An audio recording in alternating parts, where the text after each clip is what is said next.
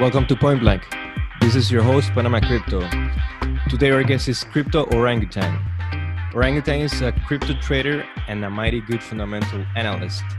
He is the writer of Cryptocurrency, a Trader's Handbook. He is also co-founder of Yellow Block, which is a blockchain educational hub, among other sweet projects.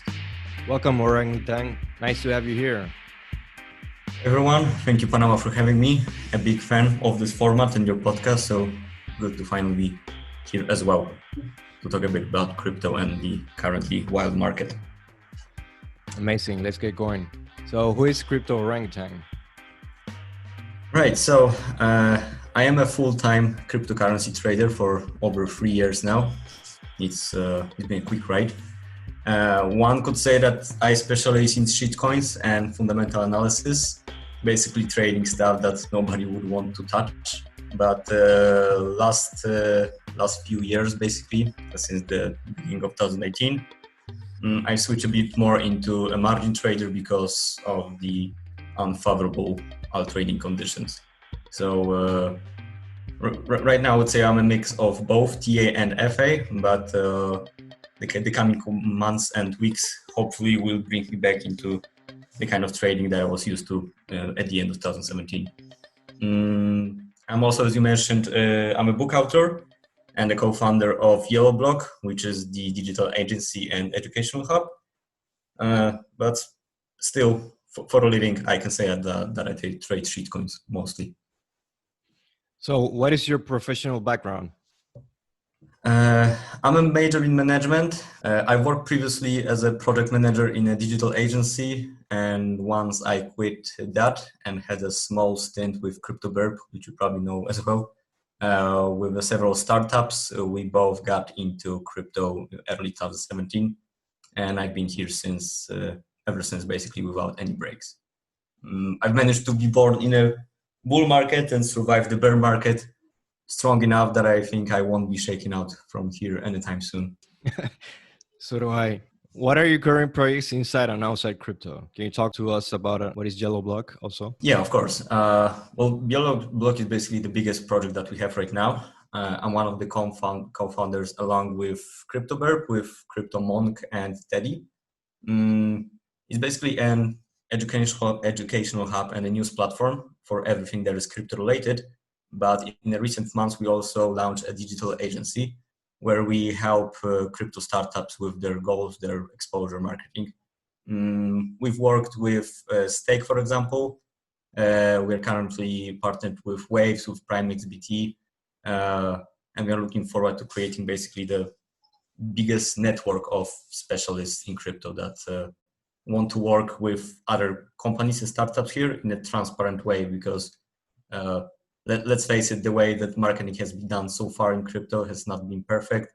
There's a bunch of undisclosed shilling of projects that shouldn't have that much exposure in big accounts, basically scams. So our goal was to kind of, put some quality into the space with what we can offer from our side.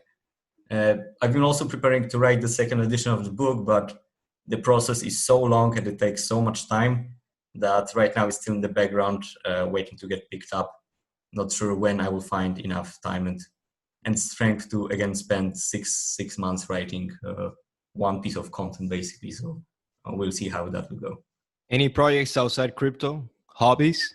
I'm actually planning right now a pretty long trip. I'm planning to go abroad for basically a year, maybe, just traveling around Europe, and if COVID situation allows, maybe outside of it as well. Because before I settle down somewhere, I just wanted to use the fact that I can work remotely from anywhere in the world, and I didn't have a chance to do that before. So I'm planning to live from a place to place. Maybe, I don't know, maybe in 1 month in London, maybe 1 month in Amsterdam, just see a bit of the world. And basically, like, all the important projects that I have, they are in crypto, which is the Yellow Block. So this is going to be my main point of focus during the trip and whenever I will be able to end up. So are you joining Teddy at some point? Basically, yeah, Teddy has been moving around pretty much a lot lately. I'm planning to probably join him in Amsterdam when he settles down as well. I'm really looking forward to that. This is going to be the first time I'm going to meet any of the guys that I've been working with for the last 2 years, which is pretty significant because you've been sharing, almost half of your day daily for the last 2 years, and you still didn't even meet these people in person. So I'm looking forward to that. That's awesome. So can you walk us through your go-to trading strategy and style? Sure. Well, first of all, it's changed throughout the years, as I mentioned before. Like my go-to, my thing that I did the best was usually buying undervalued coins at the bottom of the cycles and just running all the way up.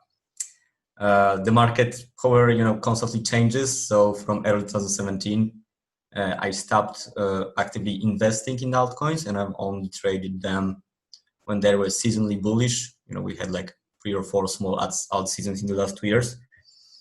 Currently, I believe that we are beginning a new cycle, and a lot of coins showing on macro reversals on high time frames. So I'm coming back slowly to getting mid-term and long-term investments in alts. I think this is the first time since 2017 that it's actually worth doing it. I think this run is going to be sustainable. I need to also point out that I'm also bullish on Bitcoin breaking up from here upwards. So right now, I'm much more conservative when I was first starting trading, and well, my trading is relatively simple. I don't hold.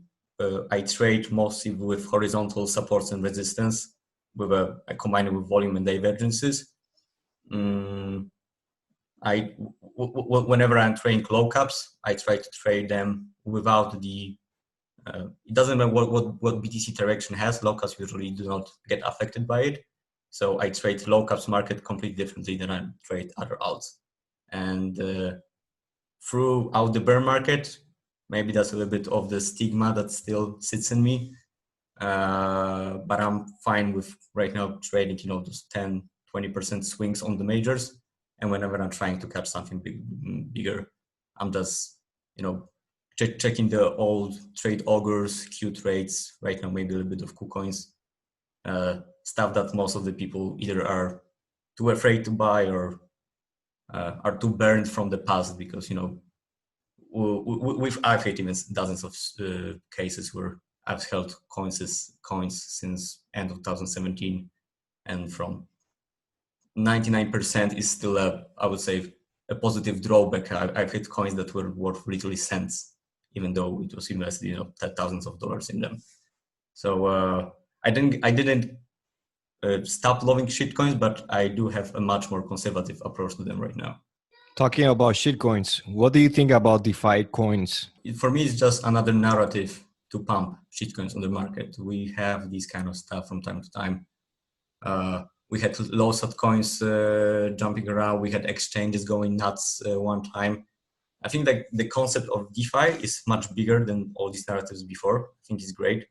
I mean, there are 3 billion people that are unbanked. So giving them access to financial products should be the way to go for crypto. But the current DeFi coins still have basically no utility. And the pumps that are happening right now, well, they're based on the speculative value, just like we had altcoins pumping forever. So they do not have utility right now outside of us basement dwellers, pumping them.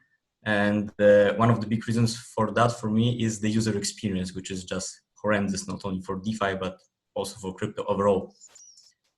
I've been here multiple years and I still sweat whenever I send a bigger transaction, not to mention accessing wallets or managing them. So I don't think we can talk about DeFi being a really significant trend right now, at least for a couple more years before, the user experience is going to be a lot easier for everyone to do. But it has good potential to show the direction when crypto will be heading going forward. But I wouldn't treat it any way differently than, just a short-term narrative, which probably will make the coins retrace as usual. I mean, altcoins are looking good, but just because something is DeFi shouldn't be, your main FA focus right now. What coins do you currently have? Are there any DeFi coins? I flipped some DeFi coins. I do not hold, at least I don't think I hold any DeFi coins because I'm currently in long positions in Ethereum, Tezos, and Link, which is basically like the three main coins you always buy whenever we have a dip or we are looking for a recovery. As I said, I'm also bullish on BTC, but I'm not interested in trading that shop right now. I think other alts offer much better opportunities. I got some few fresh listings on Binance, CTSC or MBL, and I've been recently dumpster diving on KuCoin to catch, maybe one of the last waves of the pumps in there. But most of my holdings right now are purely TA based. I am gradually increasing my exposure as BTC gets a bit more bullish here, but no long-term holds yet for now, because I think this current run is a little bit overextended, and whenever BTC really breaks out and shows volatility, I expect the correction to happen across all alt markets. So whenever that happens, I will be a buyer again. But for now, only flips and tight stops, as even when we are recording this, I think 10 minutes ago, we had like Darth Maul candle on BTC. This is still not the most safe environment for me to hold any altcoins.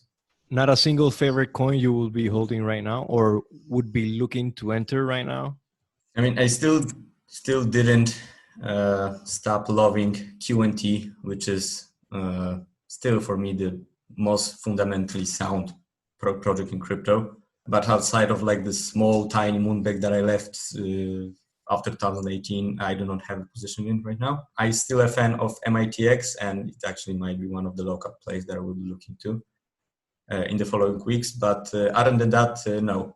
I've been out of the fundamental game of altcoins for so long that it's going to probably take me a little bit more time to get back into it. I remember the time when I literally knew every single coin and coin market cap, which was insane. But right now, like there are so many new altcoins that it's just hard to catch up with everything, and all the incoming new private sales with cool coins.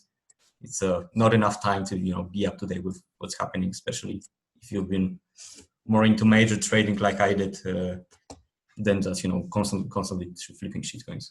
So going back to the topic of Twitter hackathon, who do you think did it and why? That's a good question. First of all, somebody that knows crypto Twitter pretty good, because if Angelo was the first one to get attacked, I mean, he has to at least be somehow present in our community. I've seen some stuff that it was done by some ex-Twitter employees, but not sure how legit that info is. And to be honest, I don't think it really matters. All I know is that the hack itself was done pretty poorly. I'm not sure what was the aim of it, because if it was money, then, well, it was really, really bad. And if it was some kind of exposure to anything, I don't think the message was clear enough. So, plus it's right now, it's what, 1 week after it happens, it's already a non-event, almost. There were a couple of articles afterwards that were, having this narrative that it was a Bitcoin scam, blah, blah, blah. But I don't think anybody cares anymore about it. The Bitcoin has been through so much for the last few years that something like this, I don't think can add anything to it or hurt it anymore than some other food in the previous years already did. If you were the Twitter hacker, how would you have done it? Well, I wouldn't be too greedy. I wouldn't be interested in, starting a World War III or anything, which probably could have been possible with the accounts that were hacked. I would probably do like a turbo version of McAfee's coin of the week. I would get in some less liquid positions on some major exchanges and just tweet about them afterwards from the different accounts. If I was like really trying to scam people from money, that probably I would do. But if I had a chance to write anything, I don't know. I didn't really think about it in such a way. It's a huge opportunity. I mean, you get basically the whole world to listen to your message. That's why I'm wondering what was in the minds of the hackers to do it the way they did it, actually, because I think they've missed their opportunity to send a really important message. This episode is brought to you by PrimeXBT. the exchange that makes possible to trade with leverage on legacy markets from a single Bitcoin-based account. Moving on a bit, what is your biggest lesson since 2017? The biggest one, which I still try to preach all the time, is probably that hodl is a lie and it's not a valid strategy. It's not a loss if you don't sell is one of the biggest bullshits that's still flying around. For hodl to work, you need to know how to time the market and how the cycles work. And strong FA is often not that important in the cycles. I'm not going too much with it. Also, having a significant amount of my portfolio in USD was a game changer for me. It might make me a little bit less profitable because I'm not always on the BTC moves, riding them outside of some like steady cold storage spot exposure. But capital preserving is always my number one rule. So having the possibility to sleep without wondering whether the market is not crashing during the night has been really a game changer for me. It's stepped up my training quite much. I mean, the confidence and like the calm that I have right now while trading has been something that I've been missing definitely in 2018 when I was still trying to trade the same way I did in 2017, which obviously was not the way to go. So you're gonna sleep every night of this all season? Hopefully not. I mean, the work for the alt season is done before. During the alt season, you just take the rewards. I think that I will get a little bit more active right now when we finally get out of that range, because not gonna lie, this still kind of keeps me on the sidelines a bit. I have alt exposure, but not as much as I would like to. But when BTC finally takes a direction, I'm looking forward to getting more into mid-term, long-term positions that I won't have to check that often, but I will be more certain than anywhere before that we can finally cut some times 10, times 15 runners again, and that it makes sense to invest in shitcoins on their exchanges again, because there is finally some additional interest on the market. Do you think this time around, DeFi coins are gonna be the equivalent of ICOs from back in 2017?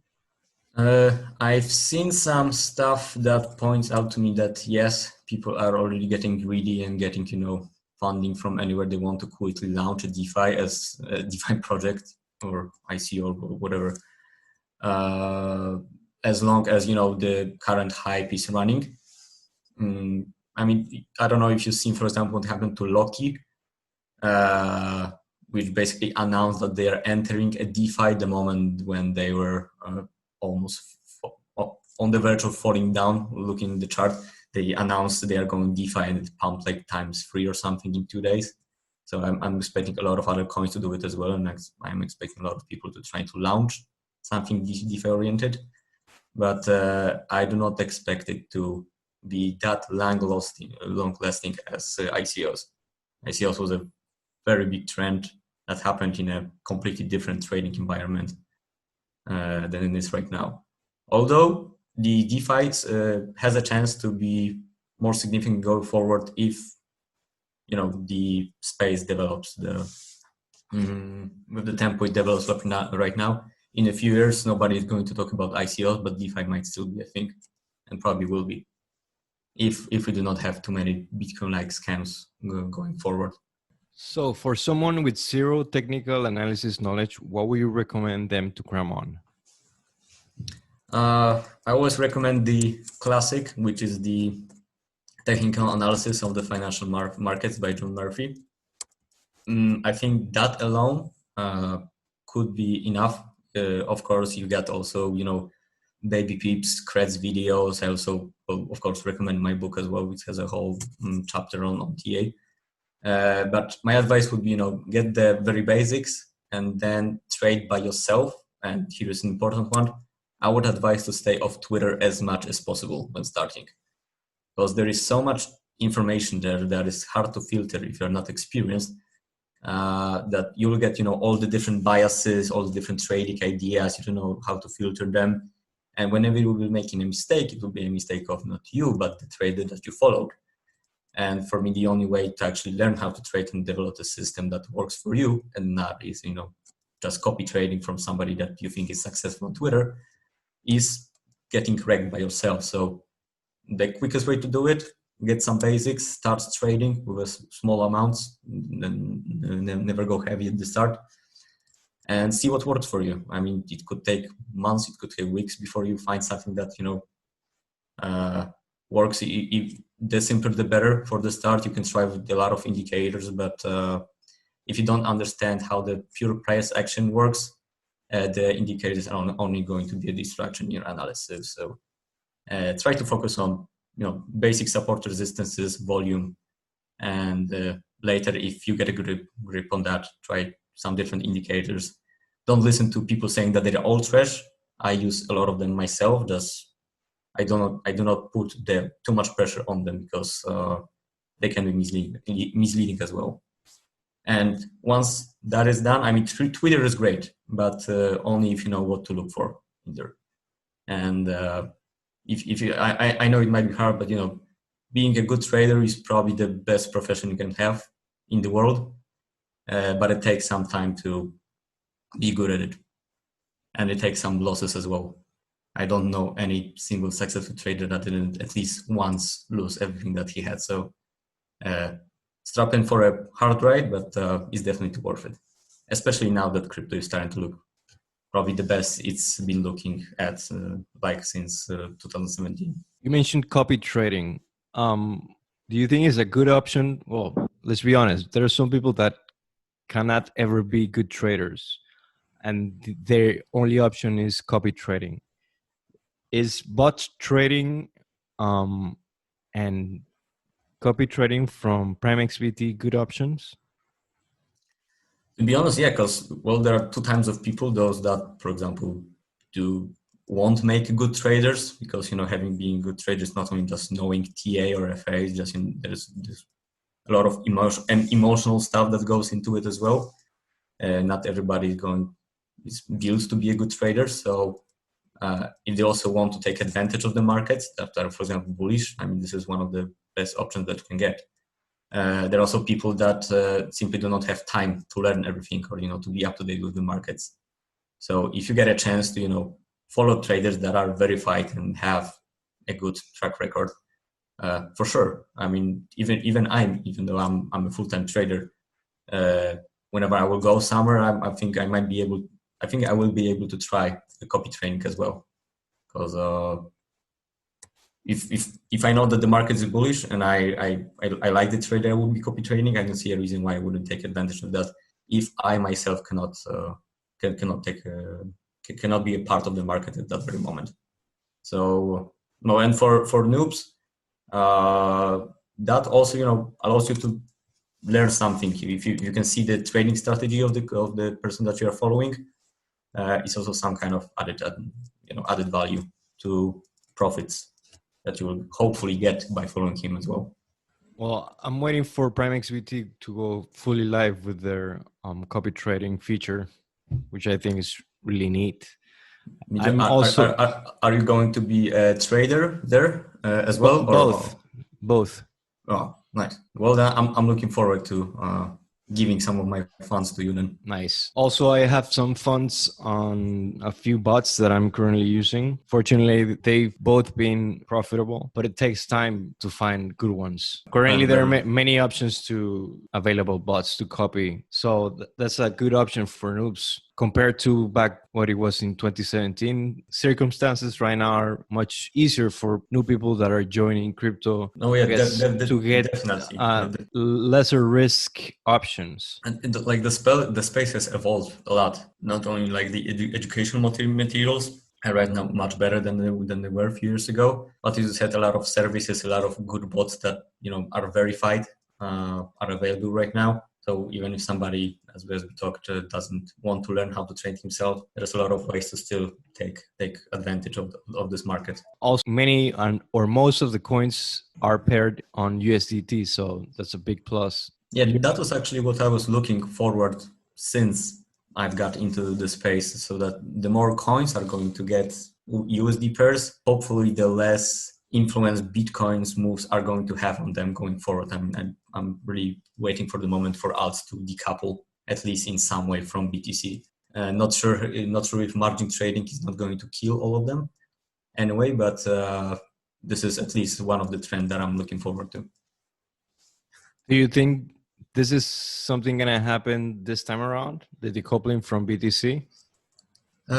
Not quickly, no, probably not. I mean, I still expect Bitcoin to be kind of volatile this cycle, and nothing that is shown right now from alts is showing that they do not react well or better on to Bitcoin volatility. Whenever there is a big move, they usually bleed. But the more exchanges offer USD pairs, so that the altcoins are not dependent only on the BTC pairs, the better, because the chances of that happening are a little bit higher, but I don't think it's going to happen anytime soon.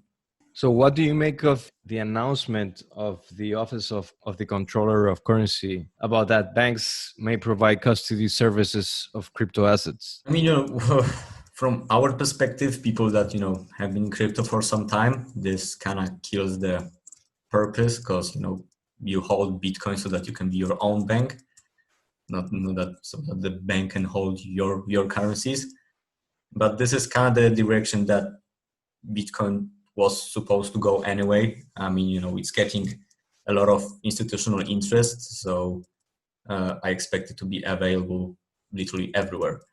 And I think this is basically bullish for the whole industry, because when you look at how Bitcoin looked and was accepted in 2017 and what we are talking about right now, I mean, we really went a long way from 2017 to right now. I mean, Bitcoin is actually a respected asset that everyone wants to get their hands on. And if banks are going to hold it and people are willing to use that service, I mean, I cannot take that away from them. I personally won't be using it, but I think it's positive for the whole industry and the coins and projects that are building here something, because I really believe that this is the next big revolution that is coming, and the more acceptance Bitcoin is going to get, the more funds and basically people interested in crypto will also come into the space and hopefully develop something that will get a global adoption and will be using it daily. Yeah, I think it's a really bullish event. Finally, the banks are getting formal approval to get that retail money in. So I think this is the point of the iceberg, where institutional money is going to start investing on infrastructure for supporting this crypto wave. Yeah, I agree. I mean, it has a bit of bad stigma because it's banks, and banks are going to, right now hold your Bitcoin. But let's be honest. I mean, we cannot move forward with this industry if you do not get accepted of the centralized acceptance of the centralized institutions as well. This is the way Bitcoin is probably going to go, and I think it's a good thing. I think it's for the industry. There is going to be a lot of bullish events going forward. We finally, we went from dumping because China banned Bitcoin again for the 20th time to bank accepting Bitcoins, and nobody is even that excited about it because it seems normal right now, which is a huge change in sentiment, and it's a very good thing. Yeah, I think this helps the massification of the acquirement of cryptocurrencies. I think the argument about the centralized argument of banks, but as you mentioned, at the end of the day, for the people like us that are in this game for a couple of years now, we're not going to trust our cryptocurrencies with them. Like, probably going to choose to hold them ourselves, or going to use decentralized custody service that would do that for us in case all of a sudden we die and we want to inherit that cryptocurrencies to our family or whatnot. But overall, I think it's a very, very bullish point in history of crypto, where we see the banks finally going to chip in and offer the whole cryptocurrency realm to their retails. So looking forward to that, the continuation of banks investing in cryptocurrencies. Yeah, it just also simply makes sense that, when the 2020, as much as a shithole it has been throughout the whole year, it only makes sense that this is the time when crypto is actually, coming back to life, and, there's all this bullish news going on. That's why I'm also that bullish on BTC right now. I don't see how we could I know we are correlated to these stocks and other markets, but I don't see a reason why we could come back to the lows from here. There's just too much stuff happening, and the stocks itself do not look back either. I mean, there is just too much disbelief on the market right now, and I think it's a good thing. The more disbelief right now we have at this stage, the higher we're probably going to go by the end of this cycle. So keep it going, bears. Yeah, adding also to the PayPal rumor that they're gonna allow their customers to acquire cryptocurrencies or sell cryptocurrencies. I guess that's only a rumor, but I mean, I've seen some more confirmations about it right now. I think they've even chosen the Paxos as a stable coin. Not a stable coin, but as a entity. I don't know how to call it. Entity that is going to allow people to buy, hold, send, and everything with crypto. My only question is, what kind of coins are they going to list in there? If it's only going to be, Bitcoin and Ethereum, or if it's going to be some other altcoins as well. And, this is another big step. I mean, after Robinhood, PayPal is almost 400 million users, I think. So of course, that if somebody was interested in crypto, they would buy it already by themselves. But it's always good to have an option and, easier bridge for people to buy it whenever they feel like they are interested in going forward, because the sentiment is still not there. People are still afraid. But whenever that changes, it's good to have, big companies like PayPal allowing to buy Bitcoin as well. Yeah, I guess PayPal and the banks are the doorkeepers of the inflow of all the retail and probably institutions to pour money into cryptocurrencies. Yeah, which could at the end of the day will help people trade within cryptocurrencies and legacy markets. Yeah, plus we've seen what happened with Dogecoin, with Robinhood people and TikTokers pumping it. I mean, this is kind of like preview of how the general how the peak could look like, but times 10. This is only like a small preview of what can happen if normies start buying it as well. I mean, that 2017 was a nothing compared to what we will be experiencing at the end of this cycle. Yeah. Do you think we could see a 1 trillion market cap for cryptocurrencies this time around? In this cycle, I think we could. I think it's going to take much longer than everyone expects. I've seen some calls for all-time high by the end of this year. I wouldn't count on it. If we are going to reach all-time high next year, it's going to be very good. But I will also temper that a bit.